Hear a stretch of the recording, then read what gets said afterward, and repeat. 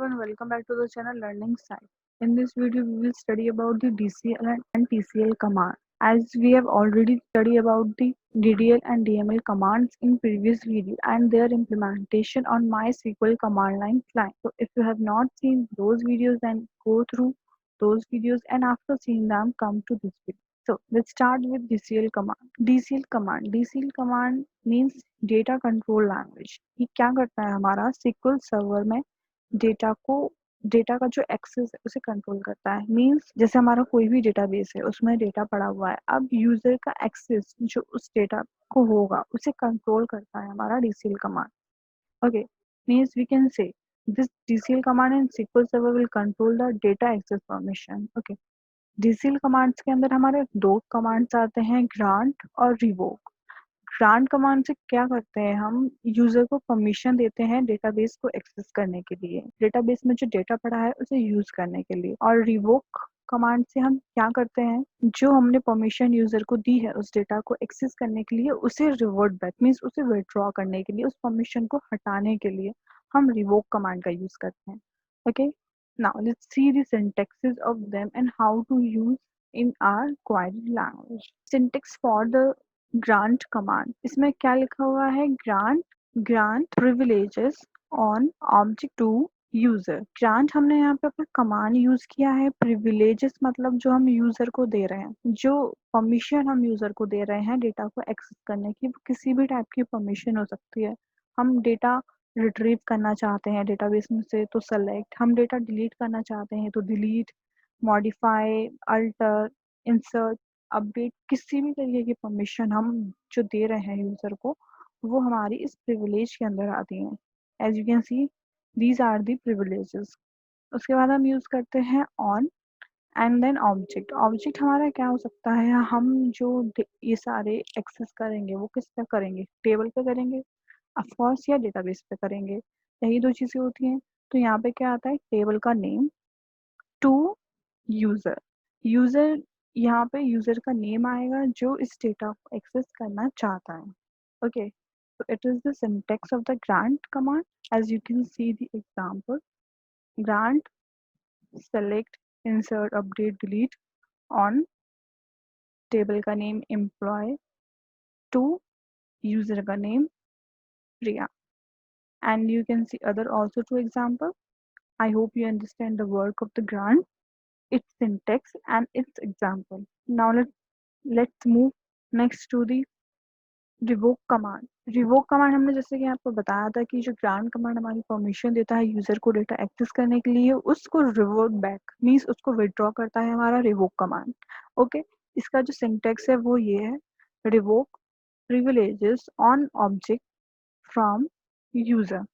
ठीक है, इसमें आप इन कुछ एग्जाम्पल से समझ सकते हैं, जैसे कि revoke delete on employee from user means grant और जो रिवोक है कमांड, दोनों के सिंटेक्स सेम है, बस यहाँ पर रिवोक की जगह ग्रांट आ जाता है और यहाँ पे फ्रॉम की जगह आ जाता है टू, क्योंकि हम क्या कर रहे हैं, यहाँ पे यूजर से परमिशन ले रहे हैं वापस. और ग्रांट में क्या था, हम यूजर को दे रहे थे, तो वहाँ पे टू यूजर और यहाँ फ्रॉम यूजर यूज होता है. ओके, सो बस इतना सा डिफरेंस है इन दोनों के बीच में, और इन दोनों का काम बिल्कुल opposite. Now let's move forward to the TCL command. TCL हमारा ट्रांजेक्शन कंट्रोल लैंग्वेज. मींस जो भी ट्रांजेक्शन्स हमारे डेटाबेसेस में हो रहे हैं, एसक्यूएल सर्वर में हो रहे हैं, उन्हें कंट्रोल करता है हमारा टीसीएल कमांड्स. टीसीएल कमांड्स के अंदर हमारे 4 तरीके के कमांड्स यूज होते हैं, that is commit, rollback, save point and set transaction. These 4 commands are used. TCL हमारा ट्रांजेक्शन कंट्रोल लैंग्वेज होता है. मीन्स आप इसमें क्या कर सकते हैं, ये एक से ज़्यादा स्टेटमेंट को एक टाइम पर एग्जीक्यूट कर सकता है. ये जितने भी डेटाबेस के अंदर ट्रांजेक्शन्स होते हैं, delete, update, insert and many more, उन सबको कंट्रोल करता है कि कब कौन सा चलाना है, कब कौन सा रोकना है, कौन सा ट्रांजेक्शन अंडू करना है, ये सब कुछ. और एक किसमें इम्पॉर्टेंट फीचर होता है, अगर जितने भी ट्रांजेक्शन्स हैं वो सारे ट्रांजेक्शन हमारे सक्सेसफुल तभी होंगे जब कोई भी एरर हमारा ट्रांजेक्शन में नहीं आ रहा है, और जो भी चेंजेस हमने किए हैं उस ट्रांजेक्शन वो टेबल को अप्लाई हो जाएंगे. ओके, लेकिन अगर किसी भी एक स्टेटमेंट में ट्रांजैक्शन के अंदर एरर आ रहा है, तो जो चेंजेस हमने बना किए हैं उस ट्रांजैक्शन के अंदर वो सारे हट जाएंगे, वो सारे इरेज हो जाएंगे और रोल बैक हो जाएगा। उस प्रोसेस को हम बोलते हैं ऑटो रोल बैक ट्रांजैक्शन। इसका मतलब ये है, मैं आपको एक बार और बता देती हूँ। ट्रांजैक्शन सक्सेसफुल तभी होता है जब हमने जो चेंज किए हैं ट्रांजैक्शन के अंदर वो सारे टेबल पे अप्लाई हो गए बिना किसी एरर के। लेकिन अगर कोई एक भी स्टेटमेंट ट्रांजैक्शन के अंदर एरर थ्रो कर रही है, तो जो चेंजेस हमने करे हैं ट्रांजैक्शन के अंदर वो सारे इरेज या फिर we can say undo roll back हो जाएंगे। और उस प्रोसेस को हम बोलेंगे auto roll back transaction. Means जो ट्रांजैक्शन हमने की है वो रिवर्ट बैक हो गया। ठीक है। Now we will study about these four commands further in details about commit, rollback, save point, set transaction. Let's start with our first command of TCL, that is commit. Commit command हमारा क्या करता है, जो भी changes हम कर रहे हैं अपने transaction में उन्हें सेव करने के लिए हम commit command का यूज करते हैं। ठीक है। जैसे डेटाबेस में हमने क्या करा, एक क्वायरी चलाई कि हमने किसी भी टेबल की एक कॉलम को डिलीट कर दिया, तो ये एक ट्रांजेक्शन हुआ, एक चेंज हुआ डेटाबेस के अंदर। कमिट कमांड का यूज करके हमने उस चेंज को सेव कर दिया। ठीक है। जो कि चेंज नहीं हो सकता वो परमानेंटली सेव हो गया। और ये क्या करता है, ये उन सारे ट्रांजेक्शन्स को सेव कर देगा डेटाबेस में जो लास्ट कमिट या रोल बैक से पहले तक के हैं। ठीक है। मैं जब इसका कमांड लाइन प्लान पर इम्प्लीमेंटेशन करोगे जब आप, तब आपको ये बहुत अच्छी तरीके से समझ आया। अभी आप तक के लिए आप इतना समझ लीजिए कि इसका काम क्या है और उनके सिंटेक्स क्या है। ओके। जो सिंटेक्स होता है हमारा कमिट का, वो सिंपल एक वर्ड होता है कमिट। किसी भी क्वायरी को लिखने के बाद अगर आप कमिट कर देते हो, मीन्स वो उतना पार्ट हमारा कमिट हो गया, परमानेंटली सेव हो गया, जो चेंज नहीं हो सकता। Okay. Now our next TCL command is roll back. Roll back क्या करता है हमारा, हमने जैसे कोई भी ट्रांजेक्शन किया, अब वो ट्रांजेक्शन गलती से हो गया, जैसे कि हमने एक टेबल डिलीट कर दी डेटाबेस में से, अब हमें वो टेबल दोबारा चाहिए, तो हम रोल बैक ट्रांजेक्शन का यूज, रोल बैक कमांड का यूज करके उस टेबल को दोबारा से ला सकते हैं। मीन्स जो भी ट्रांजेक्शन डेटाबेस में किए जाते हैं उन्हें अनडू करने के लिए हम रोल बैक का यूज करते हैं। ठीक है। लेकिन वो रोल बैक ट्रांजेक्शन उतना ही करेगा, मतलब जैसे कि कोई कमिट या कोई भी क्वायरी का पार्ट कमिट या रोल बैक हुआ है, उसके बाद वाले पार्ट को ही ये दोबारा से अंडू कर सकता है। मीन्स कमिट से ऊपर वाले पार्ट को ये अंडू नहीं करेगा, कमिट के बाद वाले पार्ट को ही अंडू कर सकता है। और इसमें जो सिंटेक्स होता है वो भी सिंपल एक वर्ड होता है, roll back and column. Now let's move to the our next TCL command, save point command. Save point command से क्या होता है, जैसे हमने कोई भी ट्रांजेक्शन कर रहे हैं अपने डेटाबेस में, अब वो ट्रांजेक्शन काफ़ी लॉन्ग है, हम ब्रेक चाहते हैं थोड़ा सा, तो ऑब्वियस है कि हम ये चाहेंगे कि जहाँ पर हम उस ट्रांजेक्शन को, जिस भी पॉइंट पर हम ट्रांजेक्शन को रोक रहे हैं, हम उसी पॉइंट पे दोबारा से शुरू कर सकें। नहीं तो अगर ऐसा हुआ कि जैसे आपने ट्रांजेक्शन बीच में रोका, फिर आप जब उसे दोबारा करने आए तो वो फिर से शुरू हो गया, तो ऑब्वियस आपका ज़्यादा टाइम लगेगा। तो जो सेव पॉइंट है वो एक तरीके का कमांड होता है जिससे कि आप जहाँ ट्रांजेक्शन रोकना चाहते हैं किसी भी पॉइंट पर, वहाँ आप सेव पॉइंट कमांड का यूज़ करना, जिससे ट्रांजेक्शन उसी जगह से दोबारा से रोल बैक, मतलब दोबारा से उसी जगह से आप काम शुरू कर सकते हैं। जैसे कि आप यूट्यूब वीडियो का एग्जांपल ले लीजिए। अगर आप यूट्यूब चैनल, किसी भी यूट्यूब चैनल की यूट्यूब वीडियो चलाएंगे और आपको 2 मिनट किसी काम के लिए कहीं जाना है, तो आप उसे वहीं पे स्टॉप करके जाएंगे और फिर वहीं से रिज्यूम करेंगे। ऐसा तो होगा नहीं कि आप फिर से देखेंगे उस वीडियो को। अगर वहाँ पर सेव पॉइंट्स जैसा कुछ कमांड नहीं यूज़ हुआ होता, तो ये वापस से वहीं से चलती, दोबारा से स्टार्टिंग से चलती, तो आपका टाइम वेस्ट होता है और ऑब्वियसली आप उस वीडियो को फिर स्किप ही कर देते हो। तो एक तरीके का ये इसलिए कमांड यूज़ होता है। इसमें जो सिंटेक्स होता है वो हम होता है सेव पॉइंट कमांड और सेव पॉइंट नेम। ये एक नेम जो दिया जाता है, जो हम आपको बताएंगे बाद में जब हम इसका इम्प्लीमेंटेशन करेंगे सीएमडी। नाउ जो रोल बैक कमांड था वो हमारा, वो एक ट्रांजेक्शन के ग्रुप को रोल बैक करता था। ठीक है। लेकिन अब हमें क्या करना है, हमें रोल बैक सेव पॉइंट तक करना है। ठीक है। तो रोल बैक अगर हमें सेव पॉइंट तक करना होता है तो हम उसके लिए जो सिंटेक्स है वो यूज़ करते हैं, rollback to save point name। मैं आपको बताऊंगी कि अब जब आप इसका यूज करेंगे तो क्या होगा।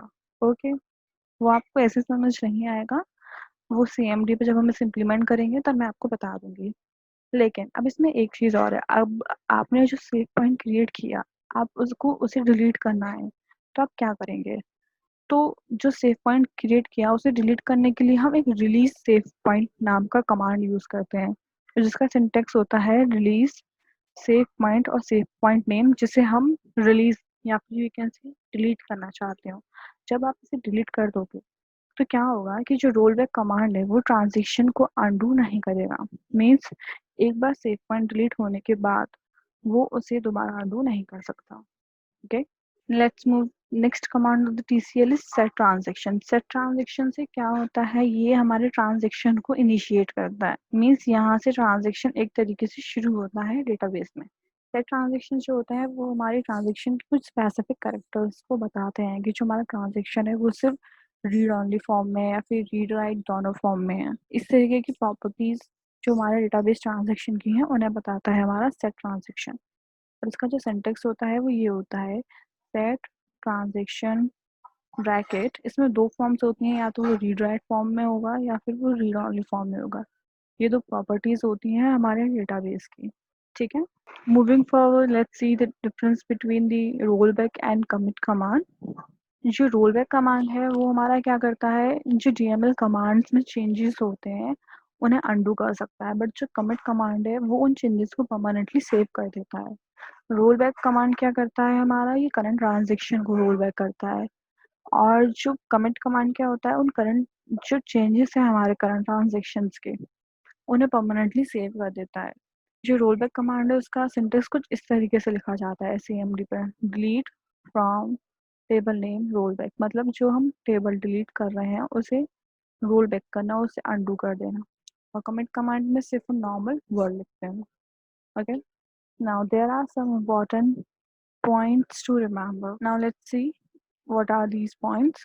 फर्स्ट पॉइंट ये होता है हमारा कि जो भी हमारा ट्रांजेक्शन है वो हमेशा हमारा बिगिन ट्रांजेक्शन से शुरू होता है। मीन्स हम हमेशा क्वारी लैंग्वेज में पहले बिगिन ट्रांजेक्शन लिखते हैं। बिगिन ट्रांजेक्शन को हम तीन तरीके से लिख सकते हैं, या तो बिगिन ट्रांजेक्शन या बिगिन ट्रेन या फिर बिगिन ट्रांजेक्शन, और ट्रांजेक्शन का यहाँ पर हम नेम स्पेसिफाई करते हैं।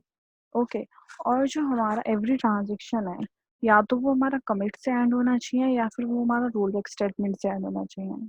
ठीक है, मीन्स ट्रांजेक्शन हमारा बिगिन से शुरू होता है, वो एंड हमारा या तो रोल बैक या फिर कमिट पे होता है। ठीक है, और जो हमारा थर्ड होता है वो, अगर कमिट स्टेटमेंट जो होती है वो क्या करता है, हमारे चेंजेस सेव करती है। ठीक है, जो हमारे बिगिन और कमिट के बीच में बनाए गए होते हैं।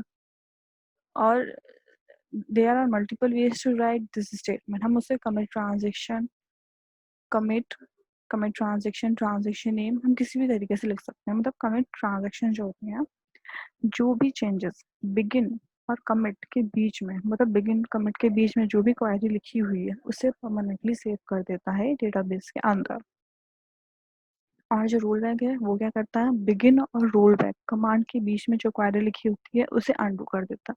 रोल बैक को भी हम डिफरेंट डिफरेंट वेज में लिख सकते हैं, जैसे रोल बैक ट्रांजेक्शन लिख सकते हैं सिर्फ, या सिर्फ केवल नेम रोल बैक लिख सकते हैं, रोल बैक ट्रेन, या रोल बैक ट्रांजेक्शन और transaction name. So I hope you understand it very well. The DCL and TCL commands and the several commands used in it and their syntax. And if still you have any query, then you can message me in a comment section. And if you like this video, then please like, share, and subscribe. And don't forget to hit the bell icon. Thank you very much. Have a good day.